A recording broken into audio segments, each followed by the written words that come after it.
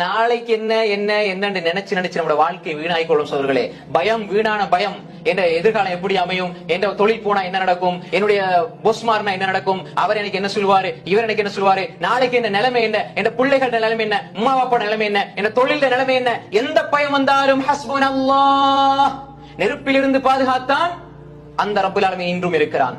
கடலுக்குள்ள வச்சு பாதுகாத்தான் அந்த ரப்பு இன்னும் இருக்கிறான். மீனுடைய வயிற்றுக்குள்ளே வைத்து பாதுகாத்தான் அந்த ரப்பு இன்னும் இருக்கிறான்.